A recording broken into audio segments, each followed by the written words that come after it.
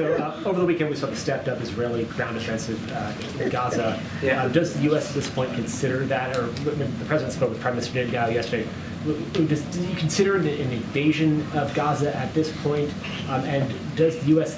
What is the U.S. assessment right now of the Israeli objective in Gaza, the military objective there? And does the U.S. believe that eradicating Hamas militarily is achievable? Well, there's a lot there.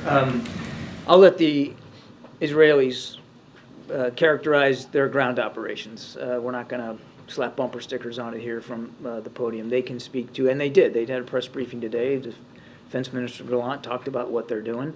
And by all accounts, it appears that what they're trying to do is really put a lot more pressure on Hamas leaders. And when you're trying to go after the leadership of an organization, as we well know from our own experience against ISIS and against Al-Qaeda, putting that pressure, you have to be able to apply a discrete amount of force. And that's easier to apply with soldiers than it is to apply just from the air. So that's what they have described what they're doing, and I think I'll leave it to them. Now, as for your question, can you defeat them, I think is how you put it. Again, you got to be careful with analogies, but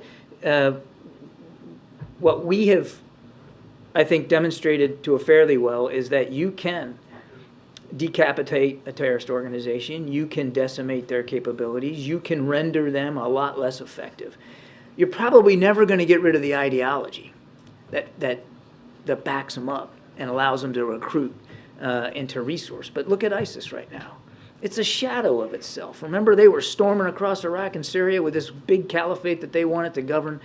It's a shadow of its former self. Still a viable threat, which is why we have some troops on the ground, but it's nowhere near the threat that it once was. And Al-Qaeda, the same thing. I mean, you can say the most recent intelligence community report an analysis that they have been rendered completely ineffective in places like Afghanistan. Doesn't mean that there aren't offshoots. Doesn't mean that they don't try to morph and change into something else.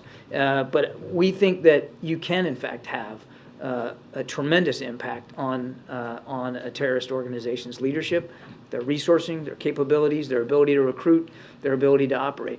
Doesn't mean it all goes away, but you can.